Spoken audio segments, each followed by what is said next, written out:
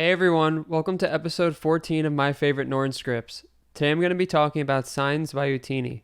Sines is described as a simple FM sine drone synth and is made up of 16 sine oscillators. Sines really shines with an external MIDI controller, and I've made a touchOSC template that I'll be including in the video description. Sines has one page per oscillator, so 16 total. You can set the note of the selected oscillator, set the detune and sense, pick an envelope preset, adjust the FM index, which basically controls the level of FM modulation occurring, set the sample rate and bit depth, adjust the pan, and set the master volume. All of these controls are accessed through key combos. I'm going to start with what the encoders and buttons do on their own. Encoder 1 adjusts the master volume. Encoder 2 will scroll through the different oscillators. And encoder 3 will adjust the selected oscillator's volume. Holding button 1 and turning encoder 2 will adjust the sample rate. Holding button 1 and turning encoder 3 will adjust the bit depth. Holding button 2 and turning encoder 2 will let you change the note of the current oscillator. Holding button 2 and turning encoder 3 will adjust the detune amount. Holding button 3 and turning encoder 2 will allow you to change the volume envelope. And holding button 3 and turning encoder 3 will adjust the FM index.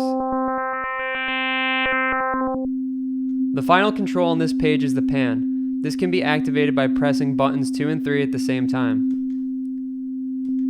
When you activate the pan, instead of all sines being centered, the odd-numbered sines will be panned left and the even-numbered sines will be panned right.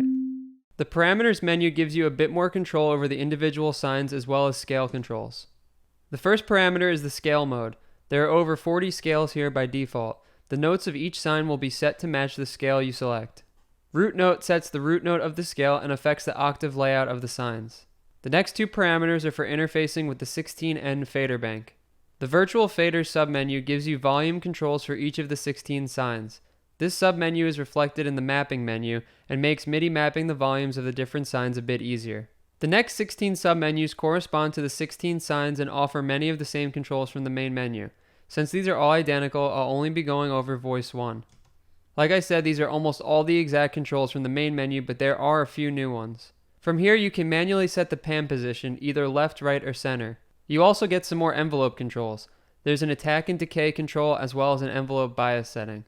As I mentioned in the intro, Sines really benefits from an external MIDI controller. It was designed to be used alongside the 16N fader bank, but you can get very similar functionality from any MIDI controller with knobs or faders. I'm a huge touchOSC fan, so that's what I generally use with the script. My template has two pages, one for the volume faders and one for some of the controls. The faders page is pretty self-explanatory. The controls page allows you to set a specific envelope for each sine, set the pan position, the FM index, and the sample rate and bit depth. One quirk I noticed is that the volume changes won't be received unless you drag up from the bottom.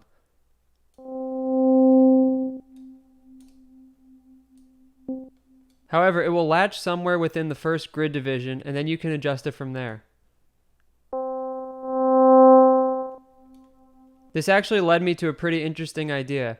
In touchOSC, faders can have something called a pull. This means that the fader will return to a specific position once it's released.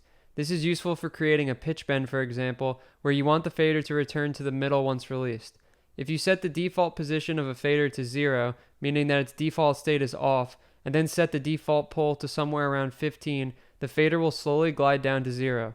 This allows you to trigger notes when the fader reaches the bottom. You can get some pretty cool results by setting some of the faders up this way.